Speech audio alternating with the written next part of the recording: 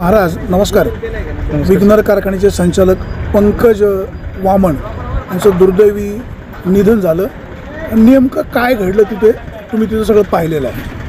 साहेब, पंकज शेटच्या बाबत बोलायचं ठरलं तर संचालक करत असताना विशालभाऊ बनकर असतील, आम्ही असेल, आमचा खूप महत्त्वाचा वाटा होता. पंकज शेट माझा शेजारी आहे. तर पंकज शेट सकाळी मला 9ला भेटले. माझा काल वाढदिवस होता, मला शुभेच्छा दिल्या. शुभेच्छा दिल्यानंतर ते 12-12:30ला घरी आले, जेवल्यानंतर शेतावर गेले, ट्रॅक्टर घेऊन गेले, 4-5 गडी घेऊन गेले. तर त्या तळ्याच्या शेजारी एक विहीर होती. त्या विहिरीमधून मोटर काढायची होती. मोटर काढायची 1-1:15ला ते विहिरीवर पोहोचले. मोटर वर काढली साहेब. काढल्यानंतर ट्रॅक्टर हा असा चढायला राहिला होता. पाठीमाग विहीर इकडे उतार होता. ट्रॅक्टर उभा केला आणि ते केबल गोळा करत होते. जॉन डियर हा ट्रॅक्टर असा आहे का त्याच्या गिअरमध्येच हँडब्रेक आहे. ते सटकला, ट्रॅक्टर लुटल झाला आणि विहीर बांधलेली विहीर होती, कठाडा, मोटर तिथं, आणि ट्रॅक्टर पाठीमागला त्या कठाड्यामध्ये आणि त्या ट्रॅक्टरच्या त्याच्यामध्ये दादा गतप्राण झाले. अक्षरशः आमच्या बल्लावडी परिसरावर नाहीतर अख्ख्या जुन्नर तालुक्यावर एक शोककळा पसरली. घटना किती वाजता झाली? 1:17 ते 1:25 झाली. तुम्हाला कधी कळालं? साहेब 10 ते 15 मिनटामध्ये. शेजारीच, माझी शेती शेजारीच आहे, आमचे बंधू ते तिथंच होते.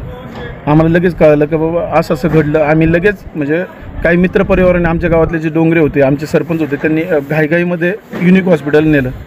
नाही यश आलं साहेब. आम्हाला नाही आलं. आमचं गाव म्हणजे एकदम आमची बल्लावडी आज सुजलम सुफलम जर असेल, बागायतदार असेल, मी टोमॅटो पिकवत असेल, याच्या पाठीमाग फक्त एकच आमचं दैवत होतं, वामन घराणं, आणि त्याच्यामध्ये पंकज शेट वामन. आज बॉर्डरवर एखादा वीर शहीद झाला तर त्याला आपण मरण पावलं त्याला शहीद म्हणतो. आज शेतीपुत्र आमचा एक शहीद झालेला आहे साहेब. आम्हाला म्हणजे आमच्या बल्लावडी असं कधी संकटही आलं नाही, येऊ पण नाही. असं म्हणजे खूप त्या व्यक्तीकडे बघून आपण एखाद्या व्यक्तीची स्टाईल करतो, त्या व्यक्तीकडे बघून आम्ही शेती करतो साहेब. आम्हाला शेती करायची बल्लावडीला मला वैयक्तिक अक्कल कुठलीच नव्हती. असं एक आमचं व्यक्तिमत्व हरवलं, एक विघ्नर परिवाराचा सदस्य हरपला. आमच्या दादांनी, सत्यशील दादांनी त्यांना न्याय दिला होता.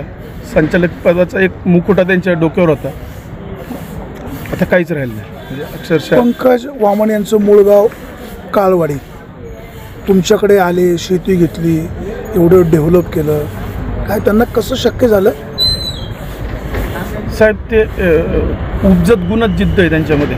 त्यांचे वडील शिवाजी काका वामन हे 4-5 वर्षापूर्वी पॅरालिसने एक्सपायर झाले. पिंपळवंडीमधून ते आपली वडिलोपार्जित जमीन विकून डिंगोरमध्ये आले. डिंगोरमध्ये काही क्षेत्र घेतलं. ते पण काही कालांतराने म्हणजे ती जी नाव होती वामन घराण्याची ती 2दा डुबली होती साहेब. एकदा पिंपळवंडीमध्ये सगळं संपवलं, डिंगोरमध्ये संपवलं, आणि आमच्या काही ग्रामस्थांच्या सानिध्यातून ते बल्लावडीमध्ये आले. बल्लावडीने त्या पंकज शेट, बाबू शेट एवढं प्रेम केलं साहेब. त्या भैरवनाथाची एवढी छाया होती त्यांच्यावर. त्यांना बल्लावडीमध्ये आल्यानंतर त्यांनी शिखर गाठलं.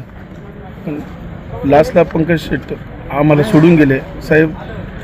खूप दुःख झालं. म्हणजे अक्षरशः कालपासून आजपर्यंत डोळ्यातलं पाणी, बल्लावडी जेवढं तरुण वर्ग आहे, शेतकरी वर्ग आहे, डोळ्यातलं पाणी थांबत नाही साहेब. एवढी कंडिशन बॅड झाली. काय त्यांना श्रद्धांजली म्हणून काय भविष्यकाळामध्ये?